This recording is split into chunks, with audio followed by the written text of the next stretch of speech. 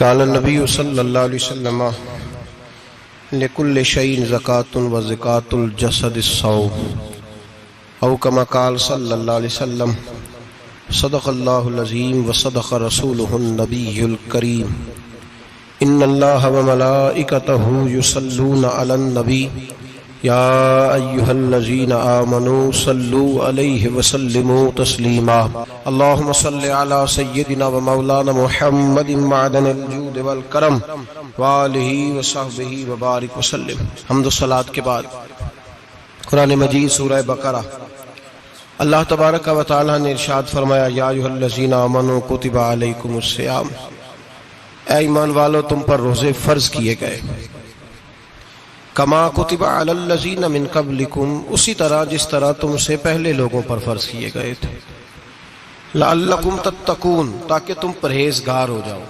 متقی ہو جاؤ، اللہ سے ڈرنے والے بن جاؤ، گناہوں سے بچنے والے بن جاؤ، اپنی زندگی کو رب رسول کے احکامات کی روشنی میں گزارنے والے بن جاؤ۔ روزہ ایک پریکٹس ہے، ایک مجاہدہ ہے، ایک جد و جہد ہے۔ جد و جہد کس چیز کی؟ اللہ کی رضا کے مطابق اپنے آپ کو ڈھالنے کی جد و جہد۔ صوم کا لغوی معنی ہوتا ہے رک جانا، حلال رزق سامنے پڑا ہے، حلال مشروب سامنے پڑا ہے،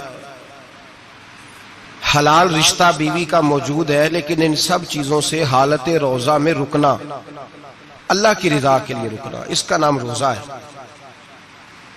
صوم کا معنی رکنے کے ہیں، پرہیز کرنے کے ہیں، بچنے کے ہیں۔ ہر چیز موجود ہے لیکن اللہ کا حکم نہیں ہے تو لہٰذا کھا نہیں سکتے۔ تو رب فرماتے جب جائز چیزیں تو میری مرضی کے بغیر میرے حکم کے نہیں کھا سکتا، تو نے رکنا ہے تو حرام کیسے کھا لیتا ہے؟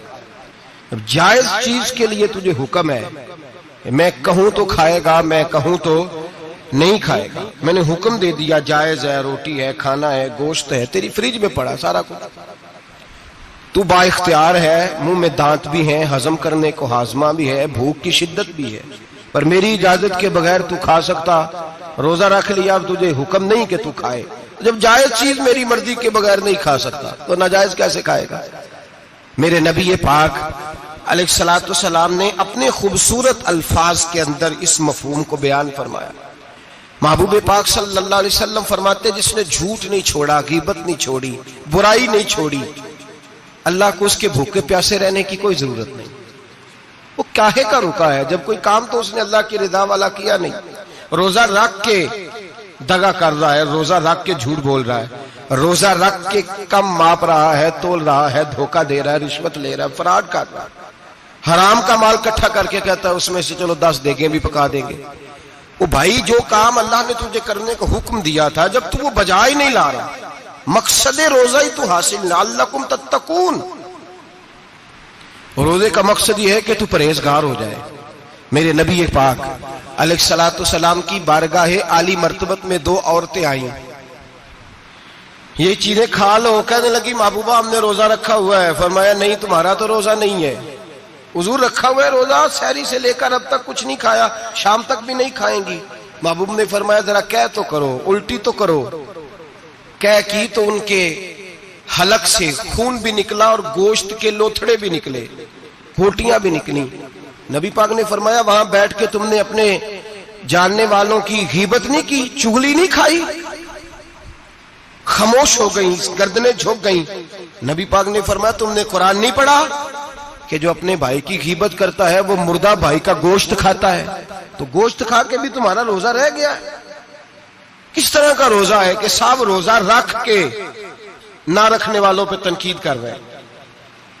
تراویاں پڑھ کے نکلے ہیں تو کہتے ہیں میں اکیلا ہی نیک ہوں، باقی تو محلے میں کوئی پڑھتا ہی نہیں۔ یہ کیسا تیرا روزہ ہے کہ تو روزہ رکھ کے تو اس کے مقصد کو نہیں سمجھا؟ لعلکم تتقون۔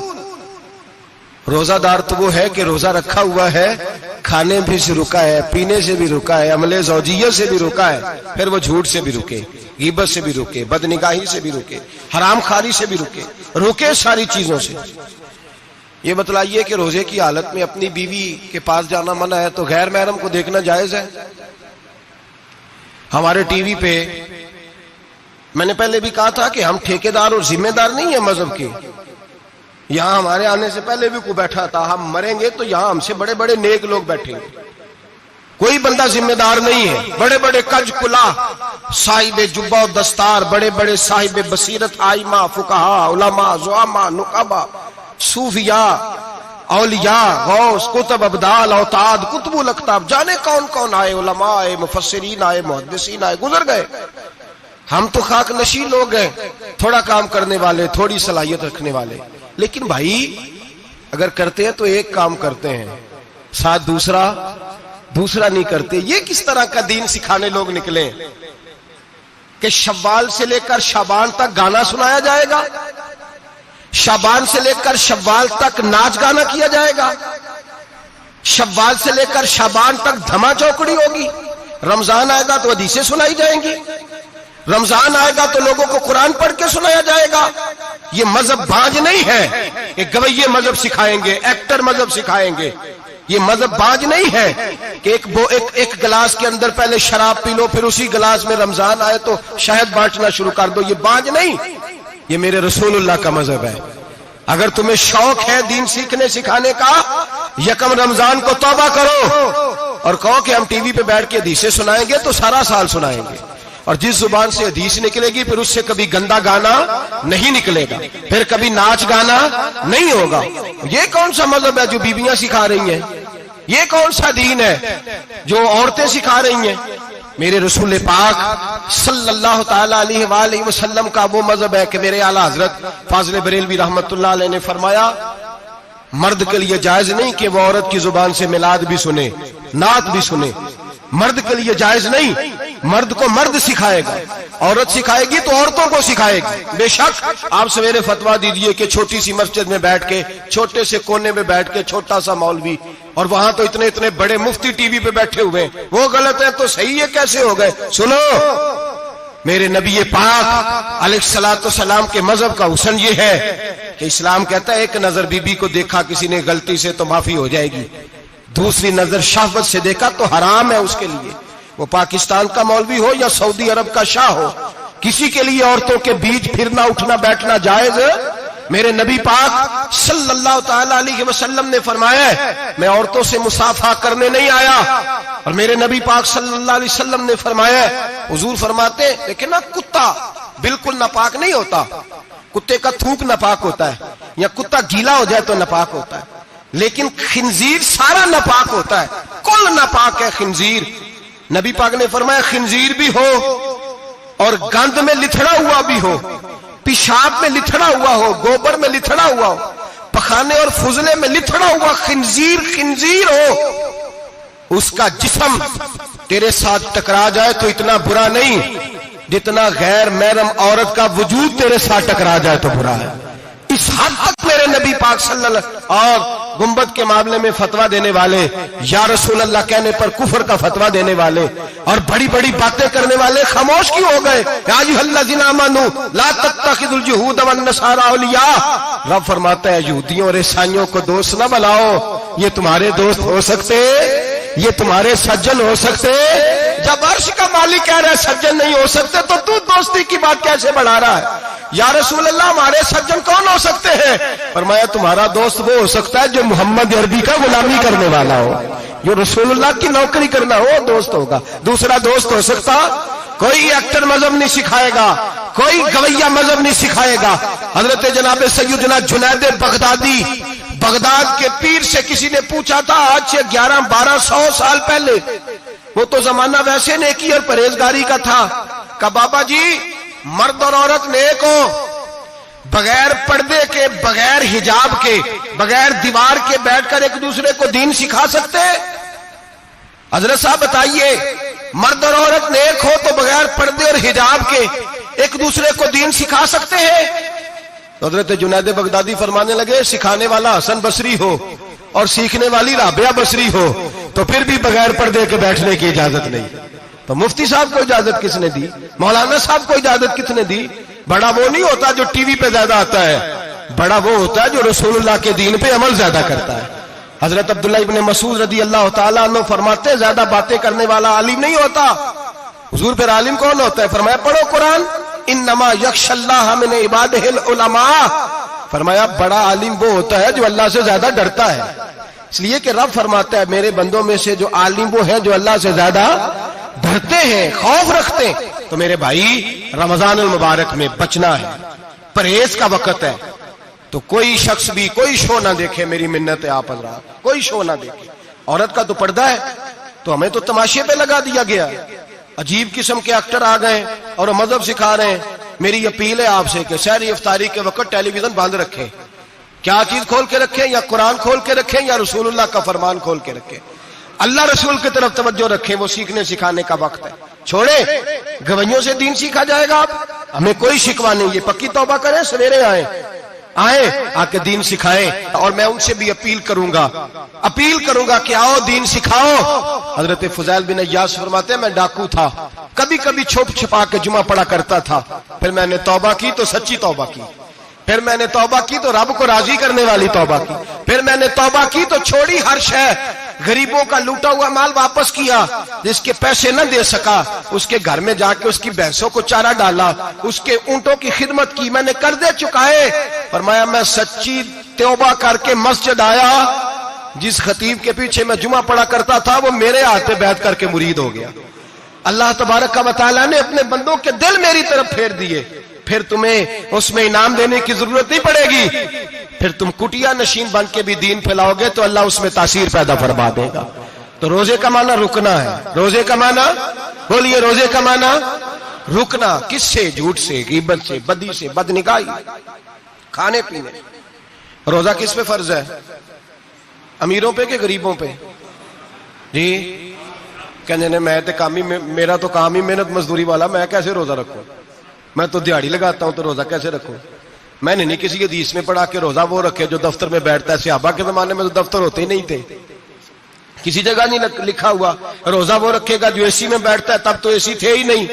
حضرت ابوبکر صدیق رضی اللہ تعالیٰ عنہ سے لے کر جناب بلال تک سارے اپنے ہاتھ سے کام کرتے تھے، سارے اپنے ہاتھ سے کام کرتے سارے۔ حضرت عمر فاروق رضی اللہ تعالیٰ عنہ خلیفہ وقت ہونے کے باوجود مال غنیمت کے اونٹ چرنے جاتے تھے تو چراگاہ میں چھوڑنے میں جاتے تھے، لینے بھی آتے تھے واپس۔ سارے لوگ اپنے ہاتھوں سے مشقت والے کام کرتے، حضرت بلال مزدوری کرتے، سلمان فارسی مزدوری کرتے، مقداد مزدوری کرتے، صحابہ مزدوریاں کرتے، روزے رکھتے۔ اور رمضان کے جانے کا وقت ہوتا تو در رسول پہ کھڑے ہو کے عرض کرتے محبوبہ دل نہیں بھرا، دل کرتا ہے کبھی رب سارا سال ہی روزے عطا کرے، سارا سال رمضان دے تو ہم سارا سال روزے رکھنے کو تیار ہیں۔ جذبہ تھا، طاقت تھی، ہمت تھی۔ آج نوجوان لڑکا ہے کہتا ہے مجھ سے بھوک برداشت نہیں ہوتی۔ میرے بھائی رب بیماری لا دینا، اللہ سے دعا مانگے اللہ شفائیں عطا فرمائے، اور دعا کریں اللہ آزمائش سے محفوظ فرمائے۔ آپ یقین کریں میں نے لوگوں کو دیکھا ہے حلق سے قطرہ نہیں اترتا، خوراک کی نالی لگی ہوئی ہے، اعلیٰ غذائیں پکی ہوئی پڑی ہے، عرش کا مالک کہتا ہے میں تیرے حلق سے گزرنے نہیں دوں گا، قانون بن گیا۔ میں نے دیکھا ہے ڈرپ پہ لوگ زندہ ہے، بوتل لگی ہوئی ہے، گلوکوز کی، گزارا چل رہا، اعلیٰ غذائیں پڑی ہیں، لاکھوں روپیہ تجوری میں پڑا ہے۔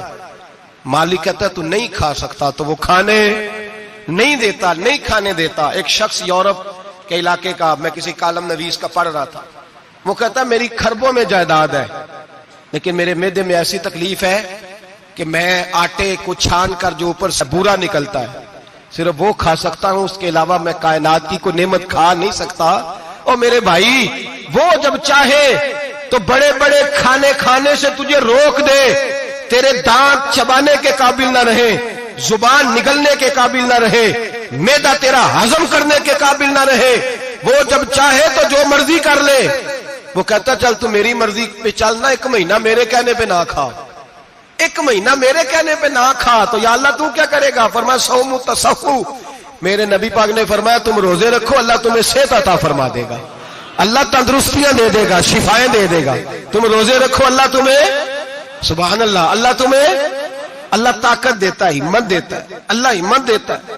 میں نے دیکھا ہے، میں نے بزرگوں کو دیکھا ہے، ضعیف لوگوں کو دیکھا ہے، کمزور لوگوں کو دیکھا ہے، میں نے دیکھا ہے روزے رکھتے ہوئے، مزدوروں کو دیکھا ہے روزے رکھتے ہوئے۔ میں اپنے ابا جی کو کہتا ابا جی اتنی سخت گرمی اور مزدوری آپ کرتے اور مزدوری کے عالم میں روزہ رکھتے، تو کہتے پتر روزہ کی آندا ہے، روزہ کدوں کو جاندا ہے، روزہ اپنی جگہ تے، مزدوری اپنی جگہ ہوتے۔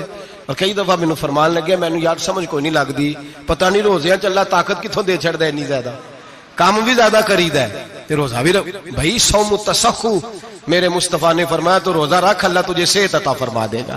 رب تعالیٰ تجھے، یہاں ہوٹل کھلے ہوئے ہیں، یہاں عجیب حالات ہیں، ہوٹل کھلے ہوئے ہیں، لوگ بہانے ڈھونڈتے پھرتے ہیں، کہتے ہیں کٹ لگ گیا تھا، ذرا تھوڑا سا خون نکل آیا، سنی پلاس لگائی ہے تو روزہ نہیں رکھا، یہ ذرا مجھے تھوڑی دقت ہو گیا تو میں نے روزہ نہیں رکھا، کھانسی لگ گئی ہے تو روزہ نہیں رکھا۔ او خدا کے بندے، روزہ تو نعمت ہے، اور سبحان اللہ میرے نبی پاک نے فرمایا لکل شیء زکات و زکات الجسد الصوم، فرمایا ہر شے کی زکات ہوتی ہے، وجود کی زکات روزہ ہے، روزے رکھو جسم کی زکات نکل جائے گی۔ فاقہ کرنا بھی میرے نبی پاک کی سنت ہے، مسواک کرنا بھی سنت ہے، اور فاقہ کرنا بھی، مسواک والی سنت زیادہ اپناتے ہیں لوگ، فاقہ کرنا بھی نبی پاک کی سنت ہے۔ ایک صاحب مجھے کہنے لگے جناب بیٹھ کے کھانا حضور کی سنت ہے، میں نے کہا کبھی کبھی نہ کھانا بھی نبی پاک کی سنت ہے، نہ کھانا بھی حضور کی سنت ہے۔ اور ہمارے فقہاء نے لکھا ہے جو روٹی زیادہ کھاتا ہے اس میں دو باتیں پیدا ہو جاتی ہیں، کیا کیا؟ ایک بولتا زیادہ ہے، دوسرا سوتا زیادہ ہے، غافل ہو جاتا ہے۔ فقہ اور حکیم اطباء ڈاکٹر کہتے ہیں کہ پیٹ خالی رہے نا جس آدمی کا، اس کا حافظہ مضبوط ہوتا ہے، اس کے ذہن کی گرہ کھلتی ہے، زیادہ کھانے سے تو خماری چڑھتی ہے، دماغ ڈھونڈتے پھرنا روٹی کدھر سے آج اچھی ہے، گھر میں نہیں پکی تو ہوٹل چلے جانا، کھانے کے سوا اور کام ہی کوئی نہیں۔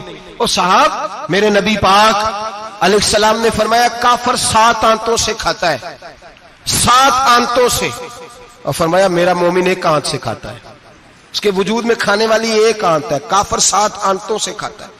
فاقہ کشی سے نورانیت پیدا ہوتی ہے، کم کھانا، لیکن نبی پاک صلی اللہ علیہ وسلم نے اللہ سے فاقہ مانگ کے لیا ہے، یا اللہ 1 وقت روٹی دے، 1 وقت کا فاقہ دے، مانگ کے لیا ہے نبی پاک نے، مانگ کے۔ حضرت ابو ہریرہ رضی اللہ تعالیٰ عنہ فرماتے ہیں بھوک زیادہ لگتی تھی نا جب مجھے، تو میں حضرت عمر سے، ابو بکر سے، عثمان، مولا علی سے کوئی مسئلہ پوچھ لیتا تھا، اور جب میں مسئلہ پوچھتا تھا تو وہ مجھے روٹی کھلا دیتے تھے، جب میں ان سے مسئلہ پوچھتا تو وہ مجھے، حضرت ابو ہریرہ فرماتے ہیں مجھے بھوک لگی، میں حضرت عمر کے پاس گیا، ان سے مسئلہ پوچھا، ان کا رواج تھا جب میں مسئلہ پوچھتا تو پہلے روٹی کھلاتے۔ ہمارے بزرگ یہ فرماتے ہیں کہ کھانے کھلا کے دین پڑھاؤ، صرف تمہارا کتب خانہ نہیں کھلا ہونا چاہیے، تمہارا دسترخوان بھی کھلا ہونا چاہیے۔ کسی نے نبی پاک صلی اللہ علیہ وسلم سے پوچھا تھا بہترین مسلمان کون ہے؟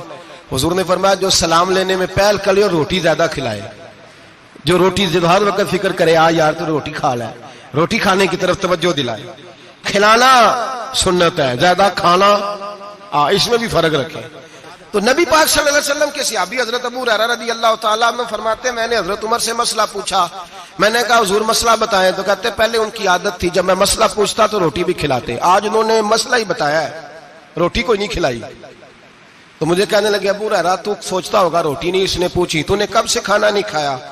میں نے کہا صبح سے۔ تو جناب عمر کہنے لگے میں نے کل صبح سے نہیں کھایا، چل ابو بکر صدیق کے گھر مسئلہ پوچھتے ہیں۔ کہتے جناب صدیق اکبر کے دروازے پہ گئے، جا کر کے ان سے مسئلہ پوچھا، ان کی بھی عادت تھی جب کوئی مسئلہ پوچھنے جاتے تو دسترخوان بچھا لیتے، کہتے آؤ روٹی بھی کھلاتا ہوں مسئلے بھی بتاتا ہوں۔ کہتے ہیں گئے تو انہوں نے بھی مسئلہ بتایا، روٹی کوئی نہ پوچھی۔ تو کہنے لگے عمر ابو ہریرہ تم لوگوں نے کل پرسوں سے نہیں نہ کھایا ہوگا، اور ابو بکر کو 4 دن گزر گئے ہیں، تھوڑا سا دودھ ملا ہے یا کھجور ملی ہے، روٹی کوئی نہیں ملی، چلو در رسول پہ چلتے، آؤ حضور کی بارگاہ۔ کہتے ہیں نبی پاک کی بارگاہ میں آئے، حضور نے چہرے دیکھے، کریم سے مسئلہ نہیں پوچھنا پڑا، میرے مصطفیٰ کریم نے فرمایا بھوک لگی ہوئی ہے تم تینوں کو؟ 3-4 دن ہو گئے؟ اللہ کے رسول نے فرمایا مجھے پورا ہفتہ ہو گیا ہے۔ سبب کچھ اور ہے جس کو تو خود سمجھتا ہے، زوال بندہ مومن کا بے زری سے نہیں، بھوک نقصان کا وجہ نہیں بنی، وجہ کوئی اور بنی ہے۔ رشوتیں جو بازار گرم ہوئے ہیں لوٹ مار کے، یہ روٹی کے لیے نہیں، یہ زیادہ کھانے کے لیے، یہ بینک بیلنس کے لیے گرم ہے۔ یہ لوٹ مار کا مقصد کوٹھیاں بنانا ہے، روٹی کا تو رب کریم کا وعدہ ہے۔ جو روز روتا ہے شام کو کہ میرا کاروبار کوئی نہیں، اصل میں کہتا ہے بنگلہ کوئی نہیں، اصل میں کہتا ہے کار کوئی نہیں، پجاروں کوئی نہیں، روٹی تو اللہ عطا فرماتا ہے، اس کا وعدہ ہے۔ فرمایا حضور نے 3 دن بیت گئے، چلو میرا بے تکلف صحابی ہے ابو الحسن انصاری، وہ بڑے نصیب والے ہوتے ہیں جن کو میرے نبی پاک خود کہتے تھے کہ تیری فلانی ذمہ داری ہے۔ اس زمانے کا تو کسی کو کہہ دیا جائے یہ تیری ذمہ داری ہے تو کہتا ہے یہ تو پھٹیکے ڈالنے لگ گیا، یہاں سے تو چھٹی کر دینی چاہیے۔ خوش ہوتے تھے صحابہ کہ ہماری ذمہ داری لگی۔ کہتے ہیں حضرت ابو الحسن انصاری کے گھر گئے، نبی پاک نے فرمایا بھوک بڑی لگی ہے، کھانا لا۔ کہتے ہیں حضور نے اسے کہا تو اس آدمی کو تو وجد ہی ہو گیا، اس نے کہا میرے اتنے نصیب کہ حضور کا یہ کھانا کھلا۔ آؤ دیکھو دنیا والو، آج جو سب سے زیادہ عزت والا ہے وہ میرا مہمان بنا ہوا ہے۔ فرماتے ہیں وہ دوڑے گئے، بکری اٹھائی، ذبح کی، بیوی کو کہنے لگے روٹی تیار کر، ادھر کھجوریں توڑی، انگور توڑے، کہنے لگے حضور آپ جب تک تناول کریں تب تک کھانا پک جاتا ہے۔ حضرت عمر کہتے ہیں روٹی پک کے آئی، بڑا پیارا گوشت، بڑا اچھا سالن، بڑا خوبصورت خلوص والا کھانا۔ فرماتے ہیں میں نے بڑا ہی کھایا۔ نبی پاک نے نہ ایک روٹی لی اور چھوٹی چپاتی، تھوڑا تھوڑا سالن کونوں سے، اور جب نبی پاک نے کھا لیا تو حضور کی آنکھوں میں آنسو آئے۔ حضرت عمر کہنے لگے حضور روئے کیوں؟ نبی پاک نے فرمایا سوچتا ہوں 7 دن کے فاقے کے بعد کھایا ہے، پر ڈرتا ہوں رب اس کا حساب پوچھے گا تو جواب کیسے دینا ہے، اس کا حساب بھی تو دینا ہے نا جو کھایا ہے۔ تو حضرت عمر فاروق کے ہاتھ میں کچھ چیز تھی، زور سے زمین پہ ماری، کہا محبوبہ 7 دن کے بعد بھی روٹی کھائے تو حساب دینا ہے؟ نبی پاک فرمانے لگے عمر وہ مالک ہے نا، تو جب دیتا ہے تو حساب نہیں لے سکتا، حساب تو دینا ہے، حساب تو دینا ہے، تیاری رکھو۔ صحابہ کرام فرماتے ہم نے ارادہ کیا کہ آج کے بعد ہم پھر فاقے کریں گے، کم کھائیں گے، اس لیے کہ حساب دینا ہے۔ میرے بھائی وہ فاقہ کشی کرتے تھے، ڈرتے تھے۔ یہاں تو لوگ کھا کے بیمار ہیں، کھاتے جا رہے ہیں، سوتے جا رہے ہیں، کھاتے جا رہے ہیں، سوتے جا رہے ہیں۔ یہ بھی وقت آئے گا رمضان شریف کا، سویرے درس پہ آؤ کہتے نیند بڑی آتی ہے، سویرے 2 سپارے پڑھ کے سویا کرو کہتے صاحب نیند بڑی آتی ہے، فجر کے بعد ہی تو وقت ہوتا ہے اللہ اللہ کرنے کا، سحری کا، کھاتے جا رہے ہیں، سوتے۔ لوگ جماعت سے نماز نہیں پڑھتے، سو جاتے ہیں، جماعت کا ثواب چھوڑ کے سو جائیں گے۔ بھائی رمضان مبارک میں فاقہ کشی کی ٹریننگ ہوتی ہے، فاقہ کشی کی تربیت لے، رمضان میں روکے اپنے آپ کو، تربیت ہوگی۔ اور ہمارے صوفیاء فرماتے ہیں جو زیادہ کھاتا ہے اس کا نفس اس کو زیادہ پہ مائل کرتا ہے، خواہشات نفس پیدا ہوتی ہیں۔ میرے نبی پاک علیہ السلام نے جوانوں کو حکم دیا ہے، یا معاشر الشباب، او جوانوں۔ یا رسول اللہ کیا حکم ہے؟ فرمایا یا نکاح کر لو اگر طاقت ہے، نہیں طاقت تو روزے رکھو۔ حضور روزے سے کیا ہوگا؟ فرمایا تمہارا نفس کچلا جائے گا، شیطان وسوسہ اندوزی نہیں کرے گا۔ آج نوجوان بڑھ بڑھ کے کھاتا ہے، بہت زیادہ کھاتا ہے، کبھی اس ہوٹل سے کھاتا ہے، کبھی اس ہوٹل سے کھاتا ہے۔ اتنا زیادہ کھائیں گے تو نفسانی قوتیں اچھل کر کے آئیں گی، مشکل ہو جائے گا۔ شادیاں دیر سے ہوتی ہیں، ماں باپ آنکھیں بند کر کے بیٹھے ہوئے ہیں۔ اگر ماں باپ کی ذمہ داری ہو اور ماں باپ نکاح نہ کرے تو نبی پاک نے فرمایا بچے گناہ کریں گے تو جتنا گناہ بچے کو اتنا باپ کو بھی ہوگا۔ تو ماں باپ چپ ہیں، دوسرا شادی مشکل بڑی ہے، مہنگی بڑی، اور تیسرا نہیں کر رہے کچھ لوگ تو روزے بھی نہیں رکھ رہے۔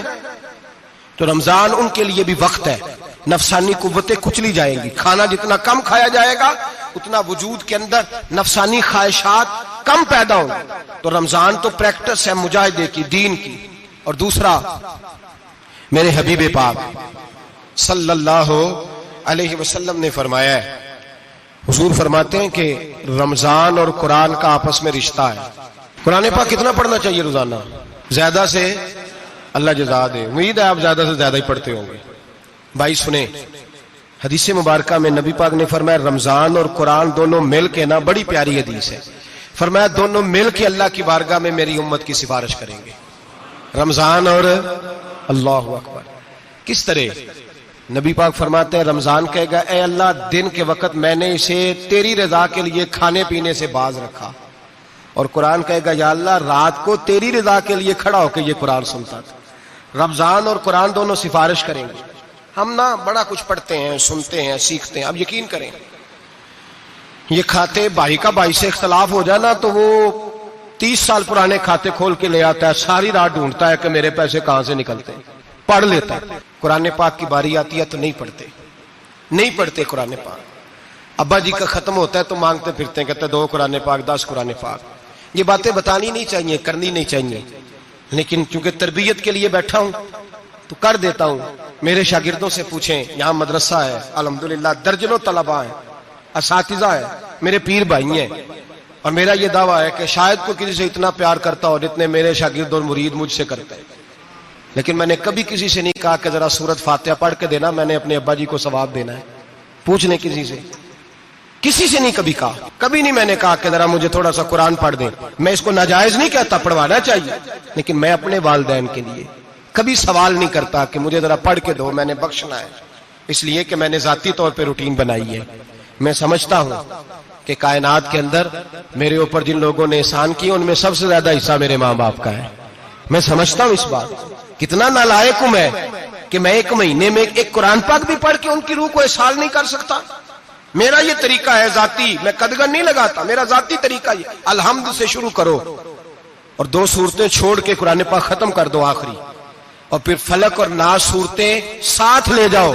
यहां बैठ के साले सवाब नहीं करना, खत्म नहीं दिलाना, साथ ले जाओ, कब्र पे खड़े हो जाओ और फलक और नास सूरतें कब्र पे बैठ के तिलावत करो।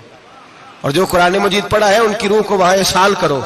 ओ भाई, औलाद जब माँ बाप के लिए पढ़ती है तो उसे कहना नहीं पड़ता अल्लाह बख्श दे, इसलिए कि औलाद की नेकियां खुद ब खुद माँ बाप के खाते में जमा होती हैं, खुद नेकियां जमा होती हैं। मेरे भाई, तू बच्चों से ये तो मुतालबा करता है कि बेटा इस साल रमजान मुबारक में मेरे लिए सत्तू जरूर बनाना, फलानी चटनी जरूर तैयार करना, ये क्यों नहीं कहता बीवी से कि डिशे कम बनाना? तू भी बैठ के कुरान पाक पढ़, मैं भी कुरान पाक पढ़ता हूँ। इधर आओ बेटा, यहां बैठ के तिलावत करो, मैं भी करता हूँ। बेटी इधर आओ, बैठ के कुरान पाक पढ़ो। कितना वक्त लगता है? हाफिज और कारी और उलमा अगर पढ़े तो 20-25 मिनट लगते हैं कुरान पाक का सिपारा पढ़ने, और अटक अटक के पढ़ने वाला भी पढ़े तो 1 घंटा लग जाएगा। और मेरे नबी पाक सल्लल्लाहु अलैहि वसल्लम ने फरमाया जो कुरान पढ़ते हुए अटकता है अल्लाह उसे डबल सवाब अता फरमाता है।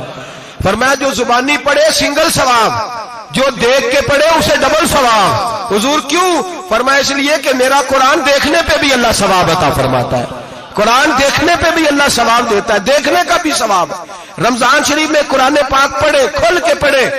और मेरे भाई, अगर तेरा बच्चा पढ़े, अगर तेरी बेटी पढ़े, कायनात का खुशनसीब बाप वो है कि बेटा कुरान पढ़े, चाहे नाजरा ही पढ़े, जिसकी बेटी पढ़े। जिंदगी में इन्हें इस काम पे लगा जाओ, मरने के बाद भी पढ़ेंगे। इमाम जलालुद्दीन सुयूती शाफई रहमतुल्लाह अलैह फरमाते, हजरत ईसा कब्र के पास से गुजरे, कब्र पे अजाब हो रहा था, अल्लाह का गजब बरस रहा था। जनाबे ईसा इस्तिगफार पढ़ते डरते गुजर गए।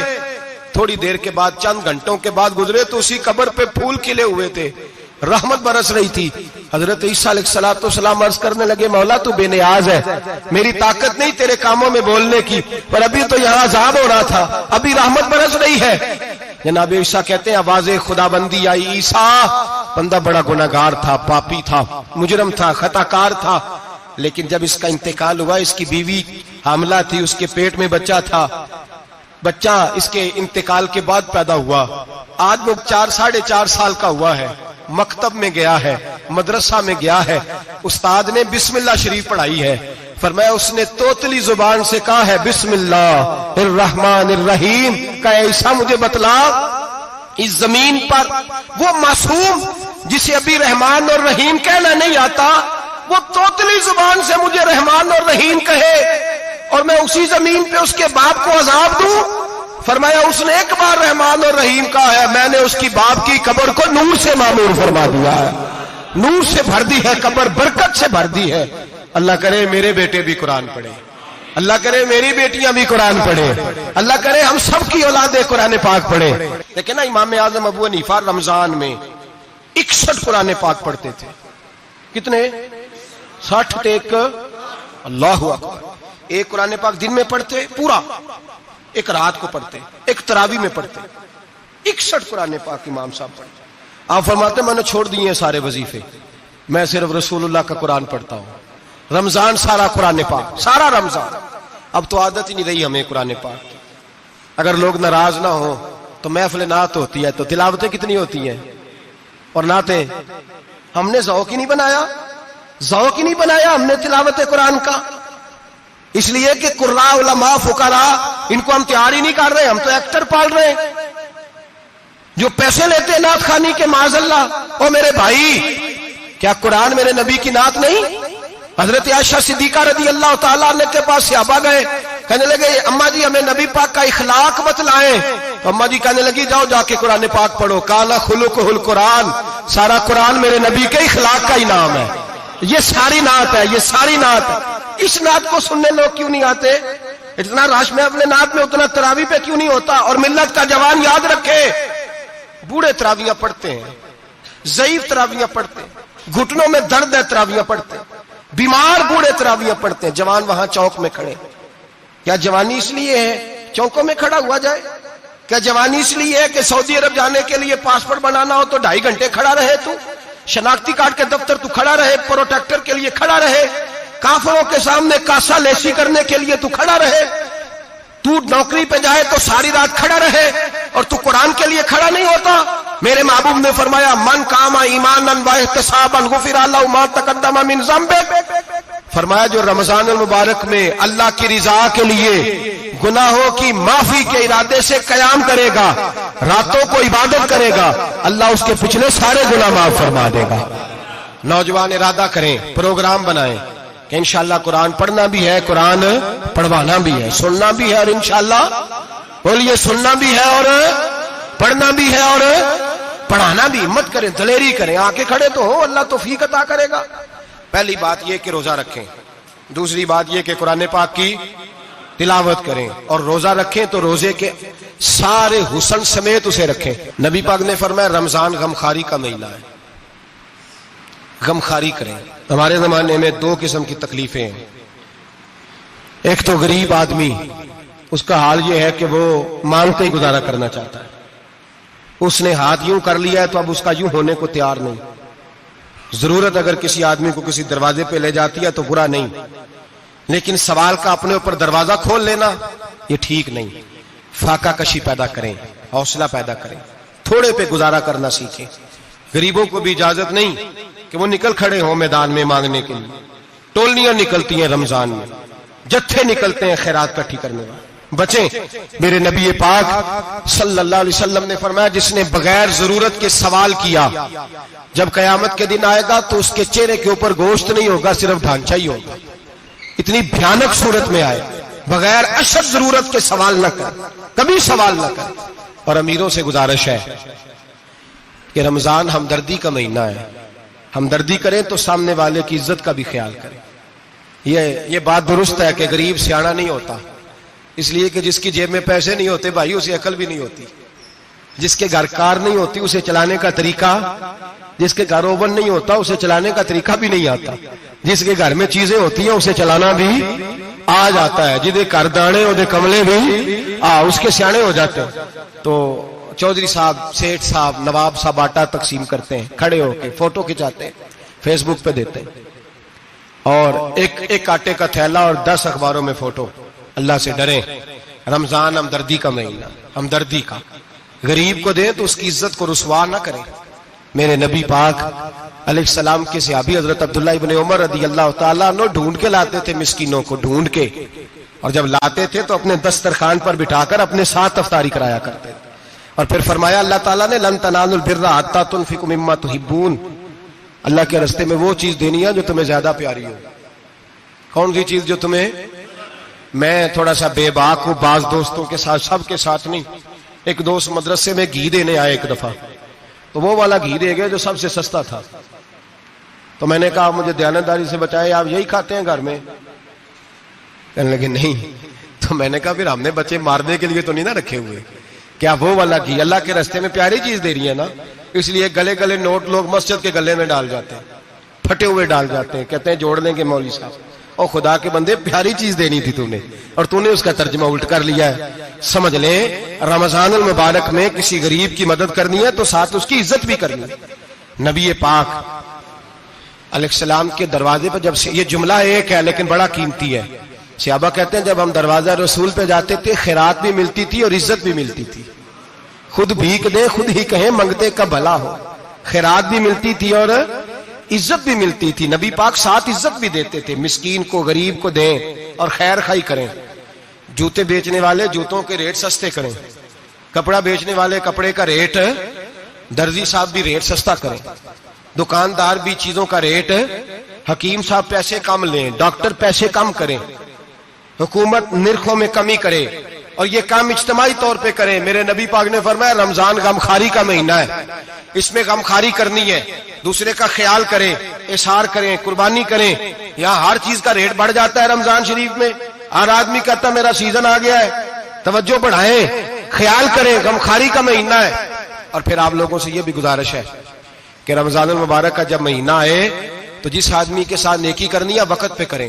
کسی غریب کو پیسے دینے ہیں، کپڑے دینے ہیں تو یکم رمضان کو دیں. میں اکثر دوستوں سے پوچھتا ہوں، میں کہتا ہوں قاری صاحب نو جوڑا کدو دیندے ہو؟ کہندے 27ویں والے دن. میں کہ مینوں لگ گئی سمجھ، تہاڈی سازش ہے کہ جڑے سواں کے پا نہ لوے. ایویں مولوی چودھری صاحب دے نال دے کپڑے پا لے تے کتنے لکھیا ہے اینوں دینا ہے 27ویں. تسی دسو 27ویں والے دن کو درزی سی کے دیندا ہے اونوں 3 گنا بھی پیسے دئیے تے کہندا جڑے باقی نے انہاں دے نہیں بٹن پہ لگ دے میرے کولوں. کتھوں جوڑا سی کے تو کس دن دیتے ہو قاری صاحب کو؟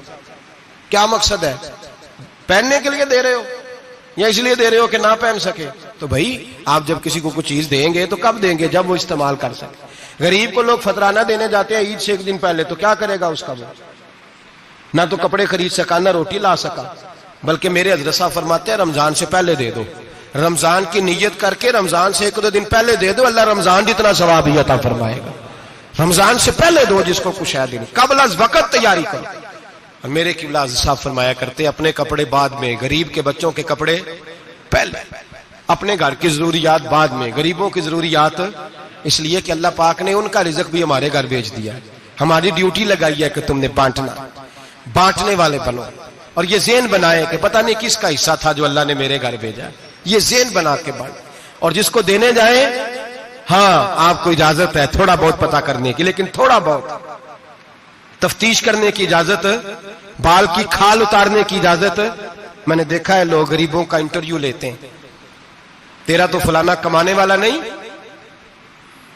تیرا تو فلاں بچہ. او بھائی بہت سارے غریب ایسے ہیں، بڑے ہیں جو کمانے کی کوشش کرتے ہیں لیکن ان کا سبب نہیں بنتا. ہاں ہے ایسے لوگ جو سعودی عرب چلے گئے ہیں، کہتے ہیں تیرا تو فلاں باہر نہیں گیا. ہے گیا ہے، لیکن سارے سعودی عرب جانے والے بھی مال کمانے کی طاقت نہیں رکھتے. کئی وہاں بھی بیٹھ کے بیچارے قرضوں میں الجھے ہوئے ہیں، وہاں والوں کے ظلم کا شکار ہیں، بہت ساری آزمائشوں میں. تو تفتیش کرتا ہے. میرے امام شافعی کا ایک جملہ اگر آپ کو یاد رہ گیا تو بات بن جائے گی. امام شافعی رحمت اللہ، بلکہ حضرت غوث اعظم جیلانی کے پاس وہ بات آپ کو زیادہ فائدہ دے گی. حضرت غوث اعظم جیلانی کو ان کا ایک مرید سمجھانے لگ گیا، کہنے لگا حضرت جی آپ سب کو دیتے رہتے ہیں، ہر بندہ مستحق نہیں ہوتا، ذرا ٹٹول کے دیا کریں. تو غوث اعظم جیلانی فرمانے لگے بھائی مجھے تو لگتا ہے تو بھی ان چیزوں کا مستحق نہیں تھا جو اللہ نے تجھے عطا کر دی ہے.